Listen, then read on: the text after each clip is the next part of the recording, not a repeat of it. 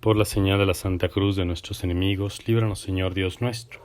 En el nombre del Padre, y del Hijo, y del Espíritu Santo. Amén. Señor mío y Dios mío, creo firmemente que estás aquí, que me ves, que me oyes. Te adoro con profunda reverencia. Te pido perdón de mis pecados y gracia para hacer con fruto este rato de oración. Madre mía Inmaculada, San José mi Padre y Señor, Ángel de mi guarda, intercedan por mí. Escuchamos ahora, en la primera lectura, en este sábado de la segunda semana de Adviento, un texto del libro del Siráside, donde se habla del profeta Elías. Y luego el Evangelio, de una manera velada, nos da a entender que Elías, que según las profecías tenía que regresar antes de que llegase el Mesías, que ese Elías es Juan el Bautista. Juan el Bautista es el precursor, el que prepara el camino del Señor. Así como nosotros somos preparados por la voz de los profetas. En su momento, el profeta Juan el Bautista preparó con su predicación la venida física, el nacimiento de Jesús. Y en Juan el Bautista se resumen todos los profetas. Él es el altavoz, la bocina, por decirlo así, donde está resumida toda la profecía del Antiguo Testamento.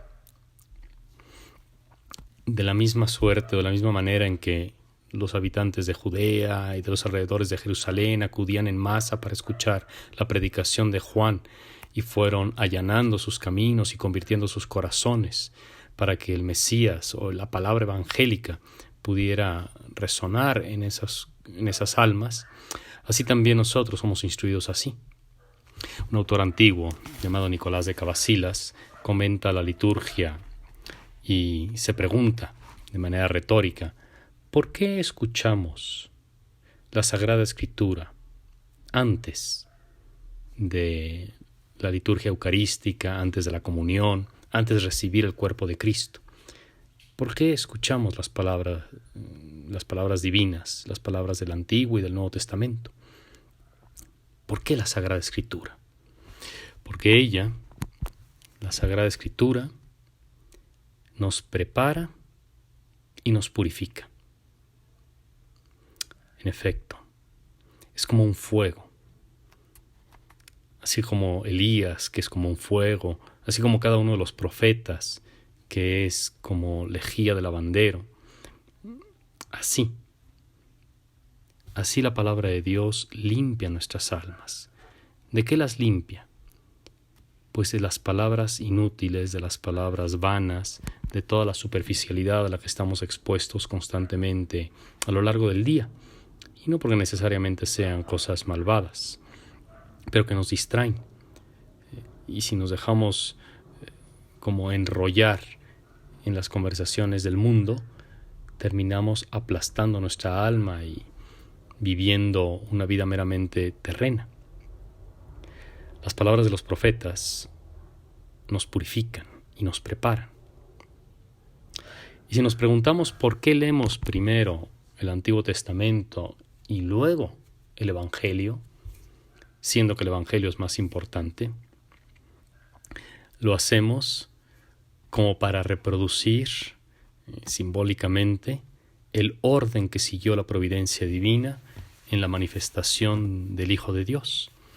Así como los israelitas escucharon primero la voz de los profetas y la voz de Juan el Bautista, y solo después la voz de Jesús de Nazaret, así también nosotros escuchamos las lecturas que habitualmente en la misa el lector anuncia, lectura del libro del libro del Siráside, del libro del profeta.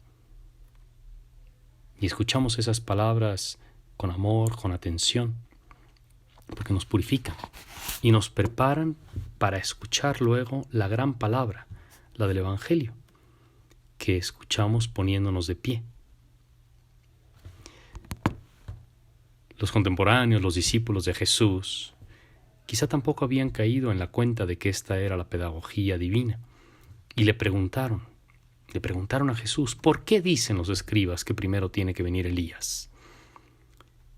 Y contestó Jesús, yo les aseguro a ustedes que Elías ha venido ya, pero no lo reconocieron e hicieron con él cuanto les vino en gana. Les reveló Jesús en ese momento a los discípulos que la palabra de Juan el Bautista era la presencia viva de la palabra profética, una palabra de fuego, una palabra de torbellino. No porque Juan el Bautista fuera una reencarnación de Elías, eso está lejos de nuestra fe cristiana, no creemos en la reencarnación, sino lo que se refiere Jesús es al mensaje profético, a que Juan el Bautista era el portador del mismo fuego, de la misma fuerza, de la misma palabra divina con la que Elías predicaba. Elías, pues, como un torbellino, sirvió su palabra, pues, para purificar al pueblo de Israel que se había hecho idólatra, para reconducir el corazón de los hijos y de los padres hacia el verdadero Dios. Y así, también de manera similar, el poder de Juan el Bautista, su palabra profética, recondujo a los hombres hacia su Creador. Publicanos, prostitutas, se habla también de los soldados, se habla de que multitudes iban a ver a Juan el Bautista. En él se resume no solo